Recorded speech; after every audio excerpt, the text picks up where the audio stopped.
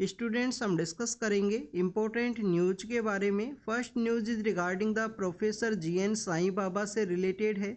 Students, professor GN Sai Baba को 2014 के समय में महाराष्ट्र और आंध्र प्रदेश का जो जॉइंट टीम है उनके द्वारा इनको अरेस्ट किया गया था। आप देखिए कि उस समय जो प्रोफेसर जीएन साईं बाबा हैं व्हील चेयर के ऊपर हुआ करते थे अपनी डिसेबिलिटीज़ की वजह से, और इनके अगेंस्ट में जो चार्जेस लगाए गए थे सिक्योरिटी एजेंसीज के द्वारा कि इनके द्वारा जो नक्सलाइट मूवमेंट है उसको यहाँ पे इंटेलेक्चुअल सपोर्ट है वो प्रोवाइड किया जाता है। आप देखिए कि 2015 के समय में जो 5 अदर पर्सन हैं प्रोफेसर जीएन साईं बाबा है जिनको अरेस्ट किया गया था, उनके अगेंस्ट में जो यूएपीए का जो एक्ट है उसके जो चार्जेस हैं इनके द्वारा लगाए गए। गढ़चिरौली का जो सेशन कोर्ट है, गढ़चिरौली जो कि आपको ईस्टर्न पार्ट ऑफ महाराष्ट्र के अंदर देखने के लिए मिलता है, और आप देखिए कि महाराष्ट्र स्टेट का एकमात्र ऐसा डिस्ट्रिक्ट है जहां पे आपको मोइस्ट मूवमेंट का जो प्रेजेंस है, नक्सलाइट मूवमेंट का जो प्रेजेंस है वो देखने के लिए मिलेगा। तो स्टूडेंट्स, गढ़चिरौली का जो सेशन कोर्ट है उनके द्वारा इनको कन्विक्ट कर दिया गया था लेटर फॉर्म के अंदर में। आप देखिए कि 2017 के समय जो महाराष्ट्र हाई कोर्ट है, महाराष्ट्र बॉम्बे हाई कोर्ट के द्वारा इनके अगेंस्ट में जो केस है उसको नल एंड वॉइड के रूप से डिक्लेयर कर दिया गया। महाराष्ट्र का जो सिक्योरिटी एजेंसीज है उनके द्वारा सुप्रीम कोर्ट के अंदर अप्रोच किया गया, सुप्रीम कोर्ट के द्वारा जजमेंट को डिलीवर किया गया कि यहाँ पे जो बॉम्बे हाई कोर्ट है उनके द्वारा कंप्लीटली फ्रेश वे में हर एक एलिगेशंस को दोबारा से री एग्जामिन किया जाए। आप देखिए कि उन्हीं यहाँ पे जो एलिगेशंस हैं उनको एग्जामिन करते हुए बॉम्बे हाई कोर्ट का जो नागपुर बेंच है, बॉम्बे हाई कोर्ट का जो अलग अलग प्लेसेस के ऊपर आपको बेंच है वो देखने के लिए मिलता है, तो यहाँ पे जो नागपुर बेंच है उसके द्वारा बेसिकली इनको एक्विट किया गया है कि इनके अगेंस्ट में जो चार्जेस लगाए गए थे उसको प्रूव करना यहाँ पे बियॉन्ड द जो थ्योरी है उसके बियॉन्ड में वो चार्जेस हैं उसको प्रूव नहीं किया गया है सिक्योरिटी एजेंसीज के द्वारा। तो स्टूडेंट्स, एक तो आपको यहाँ पे नक्सलाइट मूवमेंट के बारे में जानकारी होनी चाहिए। आप देखिए कि जो नक्सलाइट मूवमेंट है 1966 के समय से ये अपने पीक के ऊपर देखने के लिए मिलता है, और बेसिकली यहाँ पे लैंड के रिगार्डिंग में ये जो मूवमेंट है वो स्टार्ट होता है। लेटर फॉर्म के अंदर में ये जो मूवमेंट है उसके अंदर में आपको माओ जेडोंग का जो फिलोसफी है उसका इन्फ्लुएंस भी आपको देखने के लिए मिलेगा कि power flow through the barrel of the gun के थ्रू जो पावर है वो फ्लो करती है। इनके द्वारा जो स्टेट है उसको यहाँ पे टॉपल डाउन करने का जो कोशिश है वो किया जाता है नक्सलाइट मूवमेंट के अंदर में। तो आपको यहाँ पे जो नक्सलाइट मूवमेंट है उसके बेसिक्स के बारे में ज़रूर से जानकारी होनी चाहिए।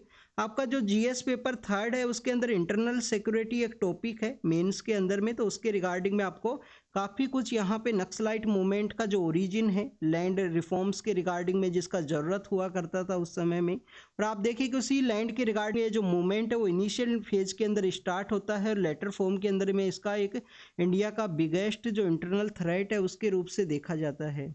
आप देखिए कि 2008 के समय में 2008 है 2010 के समय में जो छत्तीसगढ़ का जो एरिया है वहाँ पे काफ़ी सारे जो अटैक्स हैं वो देखने के लिए मिले हैं। 3-4 ऐसे स्टेट्स हैं जहाँ पे जो नक्सलाइट मूवमेंट है उसका लार्जर जो प्रेजेंस है वो आपको देखने के लिए मिलता है। नक्सलाइट मूवमेंट को टैकल करने के रिगार्डिंग में KS व्यास नाम के एक हमारे IPS ऑफिसर हुआ करते थे। आप देखिए कि KS व्यास के द्वारा 1989 के समय में जो ग्रे हाउंड नाम का जो फोर्सेज है उसको डेवलप किया गया। ग्रे हाउंड नाम का जो फोर्सेज है बेसिकली नक्सलाइट पीपल्स है उनको यहाँ पे टैकल करने के रिगार्डिंग में आंध्र प्रदेश का ये फोर्स है। इसके अलावा आप देखिए कि बस्तरिया बटालियन आपको देखने के लिए मिलता है छत्तीसगढ़ के अंदर में। CRPF का एक स्पेशल डिवीजन आपको देखने के लिए मिलेगा जिसके के द्वारा जो नक्सलाइट मूवमेंट है उसको यहाँ पे डील किया जा सके। हमारी जो मिनिस्ट्री ऑफ होम अफेयर्स है उनके द्वारा भी आप देखिए कि जो यहाँ पे समाधान नाम का जो स्ट्रेटजी है उसको लॉन्च किया गया था जिससे कि नक्सल मूवमेंट है उसको यहाँ पे डील किया जा सके, टैकल किया जा सके। नेक्स्ट अगर हम बात करें जो नक्सल अफेक्टेड एरियाज़ हैं वहाँ पे बेसिकली एजुकेशन को प्रोवाइड किया जाए, इंफ्रास्ट्रक्चर का डेवलपमेंट को कैरी आउट किया जा सके जिससे कि इस मूवमेंट को समय के साथ में जो फेज आउट है वो किया जा सके इस नक्सलाइट मूवमेंट को इस समय में। तो ये बेसिकली नक्सलाइट मूवमेंट के बारे में है। यहाँ पे यूएपीए के जो काफ़ी सारे जो फेक चार्जेज हैं वो भी आपको देखने के लिए मिलते हैं। आप देखिए कि इस तरीके से जो एक्स फॉर्मर प्रोफेसर हुआ करते थे दिल्ली यूनिवर्सिटी से रिलेटेड, उनको यहाँ पे जो कैडर बेस को इंटेलेक्चुअल सपोर्ट देने के रिगार्डिंग में इनको बेसिकली अरेस्ट किया गया था। आप देखिए कि इनके अगेंस्ट में जो चार्जेज है वो प्रूव नहीं हो सके हैं। ऐसा ही एक जर्नलिस्ट के रिगार्डिंग में हमने कुछ दिन पहले रीड किया था। तो काफ़ी बार यहाँ पे जो सिक्योरिटी एजेंसीज के द्वारा जो डिफरेंट टाइप के जो एक्ट्स हैं, जो उनको इम्यूनिटी ग्रांट किया गया है, उसका मिसयूज भी आपको देखने के लिए मिलेगा। तो student, this is all information related to the UAPA के बारे में है। उसके बारे में हमने देखा, नक्सलाइट मूवमेंट के बारे में रीड किया, ग्रे हाउंड नाम का जो फोर्स है जिसको डेवलप किया गया था आईपीएस केएस व्यास के द्वारा, बस्तरिया बटालियन है। आपको यहाँ पे समाधान नाम का जो स्ट्रेटजी है उसके बारे में पता होना चाहिए। आप देखिए कि हमारे जो पीएम सर हैं उनके द्वारा स्मार्ट पुलिस है उसके बारे में भी यहाँ पे कहा गया था, क्योंकि पुलिस एट्रोसिटी है वो आपको एक मेन रीजन देखने के लिए मिलता है जिसकी वजह से जो नक्सलाइट मूवमेंट है वो अपने पीक के ऊपर पहुंचता है। पुलिस के द्वारा एसिम्पैथी है जिसको शो किया गया था। तो पीएम सर के द्वारा यहाँ पे स्मार्ट पुलिस का जो स्ट्रेटजी है उसको भी बताया गया है कि पुलिस को यहाँ पे सेंसिटिव होना चाहिए, मोबिलाइज होना चाहिए, अलर्ट होना चाहिए। आप देखिए कि रेस्पॉन्सिबल भी होना चाहिए, रेस्पॉन्सिव यहाँ पे पुलिस फोर्स हो। इसके अलावा टेक्नोलॉजी है उसका भी यूज किया जाए पुलिस फोर्सेज के द्वारा। तो this is all the information related to the professor GN Sai Baba के रिगार्डिंग में है। नेक्स्ट अगर हम बात करें स्टूडेंट्स उत्तर प्रदेश के पर्सपेक्टिव से है। आप देखिए कि जो काउंसिल ऑफ मिनिस्टर्स है उनका यहाँ पे एक्सटेंड किया गया है। काफ़ी सारे न्यू मिनिस्टर्स है, उनको ओथ है वो दिलवाया गया। तो आपको मिनिस्टर्स का जो ओथ प्रोसेस है उसके बारे में आपको जानकारी होनी चाहिए कि गवर्नर के द्वारा मिनिस्टर्स का जो ओथ प्रोसेस है उसका एडमिनिस्ट्रेशन को कैरी आउट किया जाता है। आपको यहाँ पे 91st कॉन्स्टिट्यूशन अमेंडमेंट एक्ट है उसके बारे में भी पता होना चाहिए। आप देखिए कि 91st कॉन्स्टिट्यूशन अमेंडमेंट एक्ट के थ्रू में यहाँ पे काउंसिल ऑफ मिनिस्टर्स का जो लिमिटेशन है उसके बारे में बताया गया है।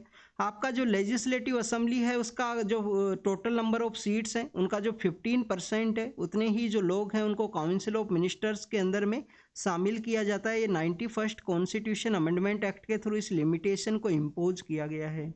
कलकत्ता हाई कोर्ट के जो जज हैं उनके द्वारा बेसिकली अपना जो रेजिग्नेशन है वो सबमिट किया गया और एक पॉलिटिकल पार्टी को वो ज्वाइन करेंगे। हो सकता है कि उनके द्वारा यहाँ पे जो जनरल इलेक्शन है उसको भी कंटेस्ट किया जाए। तो काफ़ी बार जुडिशरी के रिगार्डिंग में और जो इम्पोर्टेंट पोस्ट है उनकी रिगार्डिंग में कूलिंग ऑफ पीरियड के बारे में सुनने के लिए मिलता है। आप देखिए कि हमारे एग्जामिनेशन के पर्सपेक्टिव से भी इम्पोर्टेंट है। तो कूलिंग ऑफ पीरियड के बारे में आपको पता होना चाहिए। कूलिंग ऑफ पीरियड बेसिकली यहाँ पे ये है कि 2 ईयर का कूलिंग ऑफ पीरियड अगर किसी भी पोस्ट के रिगार्डिंग में रखा जाएगा तो बेसिकली उनके द्वारा उस पोस्ट के ऊपर में ऐसे कोई भी डिसीजन है उनको ना लिया जाए जो कि बेसिकली यहाँ पे पर्सन का जो पोस्ट रिटायरमेंट का जो एक्शंस है उसको डिफाइन करें। उनके एक्शन के उनके द्वारा कुछ अपने बेनिफिट के रिगार्डिंग में कुछ ऐसे जजमेंट्स हैं वो डिलीवर किए गए हैं जिससे कि उनको बेनिफिट यहाँ पे हो पोस्ट रिटायरमेंट के अंदर में। तो इसी वजह से काफ़ी बार जो इंपॉर्टेंट पोस्टेज हैं उनके रिगार्डिंग में कूलिंग ऑफ पीरियड का जो डिमांड है वो आपको देखने के लिए मिलता है। स्टूडेंट, सुप्रीम कोर्ट के द्वारा जो मनी लॉन्ड्रिंग के जो चार्जेज लगाए गए थे कर्नाटका के जो डिप्टी सीएम हैं उनके अगेंस्ट में, तो आप देखिए कि उन चार्जेज को यहाँ पे डिसमिस किया गया है सुप्रीम कोर्ट के द्वारा कि मनी लॉन्ड्रिंग के जो चार्जेज हैं वो यहाँ पे क्रिमिनल कॉन्स्पिरेसी के बेसिस पे नहीं लगाए जा सकते हैं। इनके द्वारा बेसिकली यहाँ पे एक जजमेंट है उसको भी रेफर किया गया है जिसको कि हम पवाना डिब्बूर जजमेंट के रूप से जानते हैं कि जो क्रिमिनल कॉन्स्पिरेसी है, क्रिमिनल कॉन्स्पिरेसी अलोन यहाँ पे मनी लॉन्ड्रिंग है उसको लीड नहीं किया जा सकता है। उसको यहाँ पे कॉन्स्पिरेसी के बेसिस पे जो मनी लॉन्ड्रिंग के जो चार्जेज है वो नहीं लगाए जा सकते हैं। नेक्स्ट अगर हम बात करें कर्नाटका के अंदर में, आप देखिए कि जो रामेश्वरम कैफ़े है उसके अंदर ब्लास्ट देखने के लिए मिला। अभी यहाँ पे जो दैट का जो थ्रेट है वो भी देखने के लिए मिला है। कर्नाटका के जो सीएम है, डिप्टी सीएम है, उनको एक ईमेल के अंदर में थ्रेट से रिलेटेड जो ईमेल है वो रिसीव हुआ है। तो सिक्योरिटी एजेंसीज के द्वारा इसका इन्वेस्टिगेशन है वो कैरी आउट किया जाएगा। तो आपको ये जो इन्फॉर्मेशन है हर एक टॉपिक के बारे में कुछ ना कुछ आपको ज़रूर से पता होना चाहिए एग्जाम के पर्सपेक्टिव से। नेक्स्ट आप देखिए कि हमारे यहाँ पे जो महाशिवरात्रि का जो फेस्टिवल सेलिब्रेट किया जाता है तो उसी के पर्सपेक्टिव से पुणे के अंदर में एक फेस्टिवल है उसको सेलिब्रेट किया गया है, उसी के बारे में बताया गया है। आप देखिए कि पुणे के अंदर में एक फेस्टिवल देखने के लिए मिलता है कि जिसको कि श्रीनाथ वीर मस्कोबा फेस्टिवल के रूप से जानते हैं। माघ नाम का जो मंथ है उसका पूर्णिमा का जो दिन है, माघ नाम का जो मंथ है, माघ पूर्णिमा के दिन में इस फेस्टिवल को सेलिब्रेट किया जाता है। यहाँ पे वीर नाम का एक विलेज है पुणे के पास में। महाशिवरात्रि का ये फेस्टिवल है, लॉर्ड शिवा को डेडिकेटेड है। आप देखिए कि महाशिवरात्रि का जो फेस्टिवल है उसके अंदर लॉर्ड शिवा का जो मैरिज है उसको बेसिकली सेलिब्रेट किया जाता है लॉर्ड शिव से रिलेटेड। आपको लॉर्ड शिव का जो इन्फ्लुएंस है आपको एंशिएंट एंड मेडिवल हिस्ट्री के समय भी देखने के लिए मिलता है। डिफरेंट डिफरेंट डायनेस्टीज है उनके द्वारा इनके जो टेम्पल्स हैं उनका कंस्ट्रक्शन किया गया। अगर हम बात करें सदर्न इंडिया के रिगार्डिंग में जो भक्ति मूवमेंट है आपको अलवार है नैनवार नाम के जो मूवमेंट है वो आपको देखने के लिए मिलते हैं। आप देखिए कि अलवार जो बेसिकली सेंट हुआ करते थे उनके द्वारा वैष्णव कल्ट है उसको प्रमोट किया गया है। और लॉर्ड शिवा को जिनके द्वारा प्रमोट किया गया वो आपको नैनमार नाम का जो सेक्ट है वो देखने के लिए मिलता है। नैनमार नाम के जो हमारे सेंट्स हैं वो आपको देखने के लिए मिलते हैं। पेटीएम बैंक के रिगार्डिंग में है, हमारे एग्जाम के पर्पज से इम्पोर्टेंट नहीं है, काफ़ी कुछ यहाँ पे जो डिस्कस किया गया है। तो आप देखिए कि जो इम्पोर्टेंट रहेगा हमारे एग्जाम के रिगार्डिंग में वो आपको डिफरेंट टाइम में जो न्यूज़ है उसके अंदर में देखने के लिए मिलेगा। पेटीएम के अगेंस्ट में जो आरबीआई है उसके द्वारा कुछ रेगुलेशंस है वो लगाए गए थे क्योंकि आरबीआई का जो गाइडलाइंस है उसको फॉलो नहीं किया गया था पेटीएम के द्वारा। तो पेटीएम का जो ट्रांजैक्शन है उसको भी स्टॉप किया गया था। जो नए अकाउंट्स हैं उनके रिगार्डिंग में जो ट्रांजैक्शन है उसको भी रोक दिया गया था आरबीआई के द्वारा।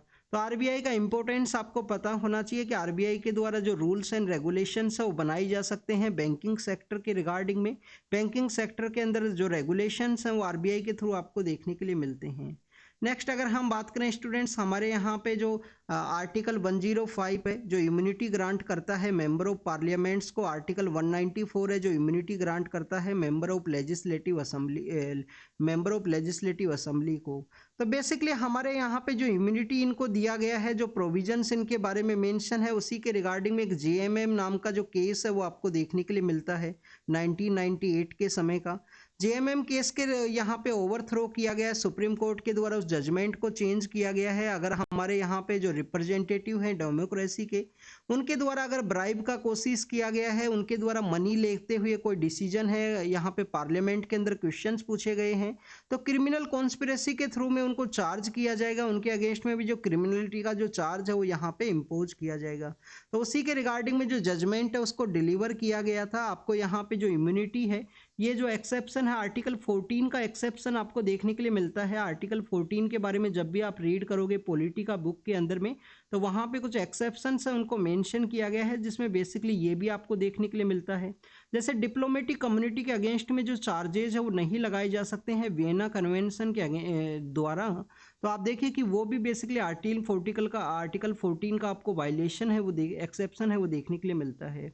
नेक्स्ट हमारे यहाँ पे जो इलेक्शंस है वो होने वाले हैं जनरल इलेक्शंस, तो उनके रिगार्डिंग में डिस्कस किया गया कि जनरल इलेक्शंस के दौरान में किस तरीके से जो कैंपेनिंग है वो देखने के लिए मिलेगा। तो एग्जाम के पर्पज से कुछ इंपॉर्टेंट नहीं है।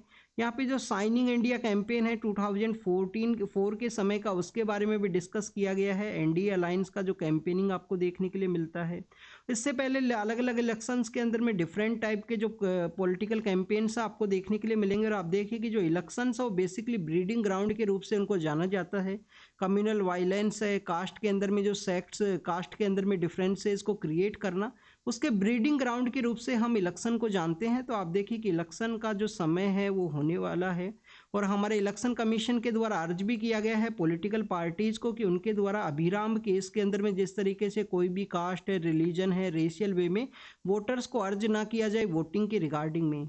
नेक्स्ट अगर हम बात करें मणिपुर के लॉ एंड ऑर्डर के रिगार्डिंग में डिस्कस किया गया कि प्रेजेंट समय में रिप्रेजेंटेटिव गवर्नमेंट है पर गवर्नमेंट को जो पावर है उसका मेन वर्क यही है कि लॉ एंड ऑर्डर को आपको इम्प्लीमेंट करना है। तो आप देखिए कि उसी के रिगार्डिंग में कहा गया कि मणिपुर के अंदर जो सिचुएशन है लास्ट 8 to 10 मंथ्स के रिगार्डिंग में, तो आप देखिए कि उसको रिजोल्व करने का समय है। सभी सिविलियन कम्युनिटीज से यहाँ पर डिस्कशन है उसको कैरी आउट किया जा सके।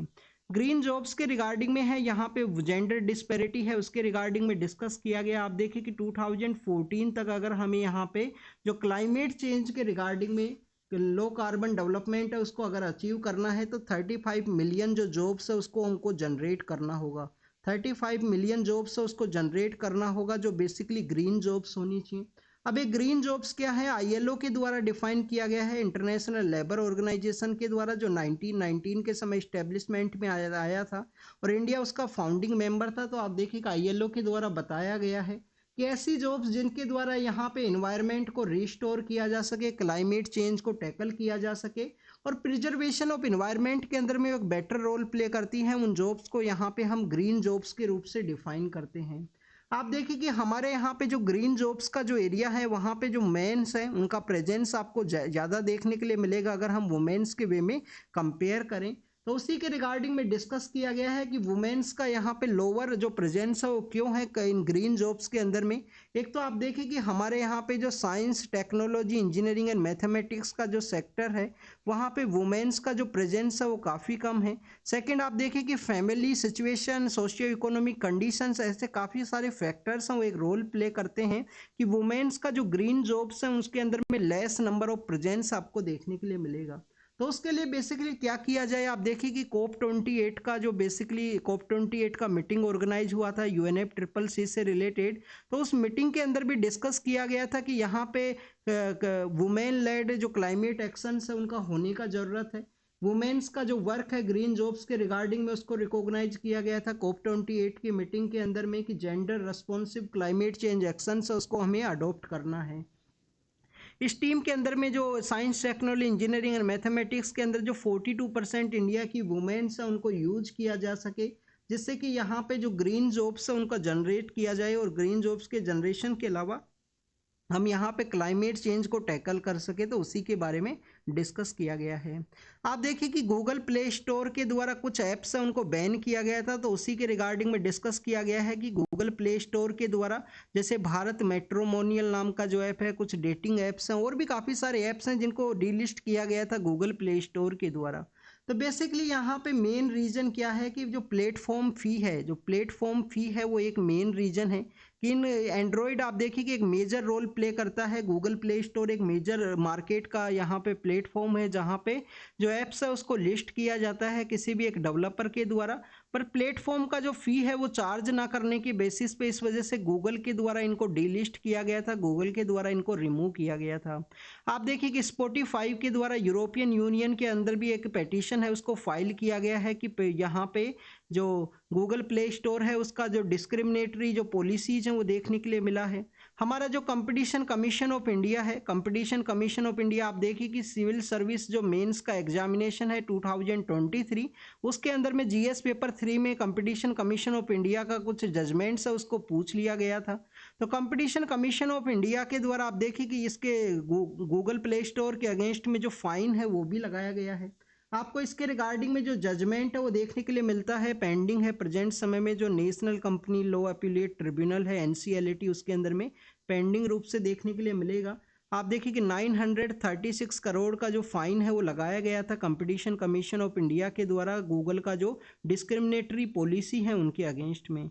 हमारे कुछ इंडियंस जो बेसिकली रशिया यूक्रेन क्राइसिस के अंदर में प्रेजेंट समय में फाइट कर रहे हैं उनके द्वारा गवर्नमेंट को सेंड किया गया है कि उनको रेस्क्यू किया जा सके, जिससे कि इंडियंस को यहाँ पे फोर्स वे में रशिया यूक्रेन क्राइसिस के अंदर जो पार्टिसिपेट है वो ना किया जाए। तो उसी के रिगार्डिंग में कहा गया है, कुछ लोगों को रिलीज भी करवाया गया था मिनिस्ट्री ऑफ एक्सटर्नल अफेयर के द्वारा रशिया के साथ में डिस्कशन के थ्रू में।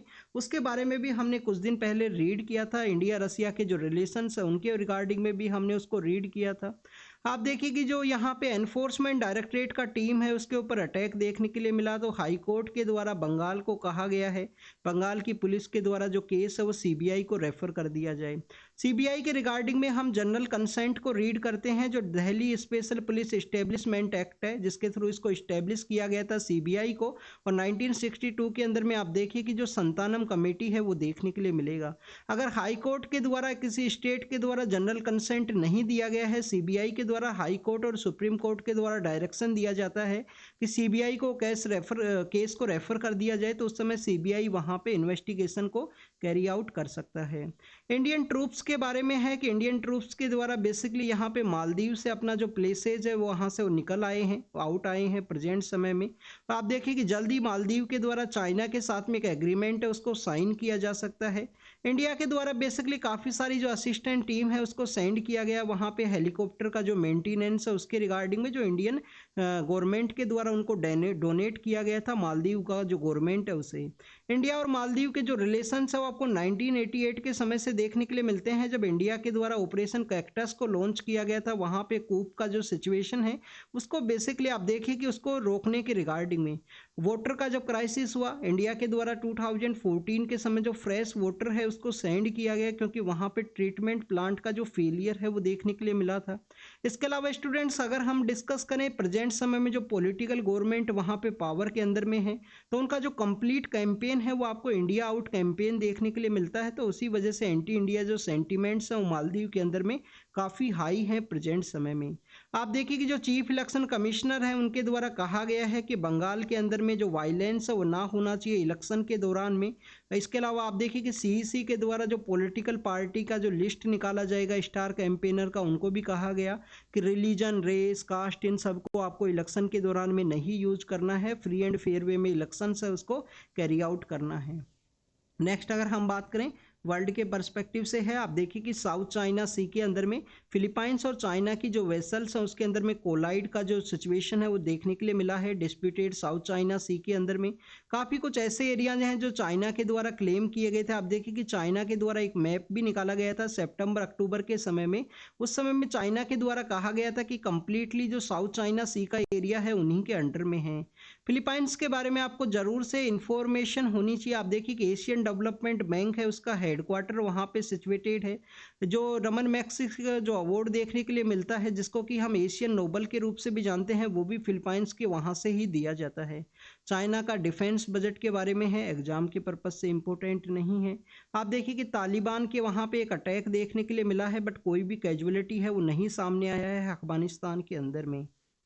नेक्स्ट अगर हम बात करें मेटा की सर्विसेज के बारे में है, तो उसके अंदर में कुछ बेसिकली जो यहाँ पे जो डिस्टरबेंस है वो देखने के लिए मिला है फेसबुक, इंस्टाग्राम इन सभी के अंदर में, तो उसी के बारे में यहाँ पे मेंशन किया गया, एग्जाम के पर्पज से इंपॉर्टेंट नहीं है।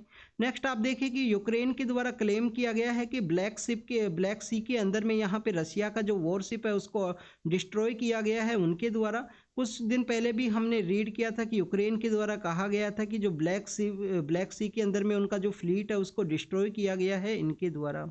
हमास के द्वारा वुमेन्स के अगेंस्ट में काफ़ी सारा जो क्राइम है उसको कमिट किया गया उस अटैक के दौरान में, जो 7 अक्टूबर के दिन देखने के लिए मिला था इजराइल के अंदर में, तो उसके बारे में भी मेंशन किया गया है। और ईरान के अंदर में जो कैपिटल पनिशमेंट है वो काफ़ी ज़्यादा हायर देखने के लिए मिला है, उसके बारे में मेंशन किया गया है कि 2015 के समय से काफ़ी सारा जो कैपिटल पनिशमेंट है वो दिया गया है ईरान के अंदर में। तो ईरान का लोकेशन आपको देखना है, ईरान के लोकेशन के बारे में देखिए, और ब्लैक सी के जो नाइबर कंट्रीज हैं उनके बारे में आप देखना। इन दोनों के बारे में कमेंट सेक्शन के अंदर बताना, ईरान के कौन कौन से नाइबर कंट्रीज हैं उसके बारे में होमवर्क है, और ब्लैक सी के भी जो नाइबर कंट्रीज हैं जो एरिया शेयर करते हैं उनके बारे में भी आपको बताना है। तो thank you students, thank you very much.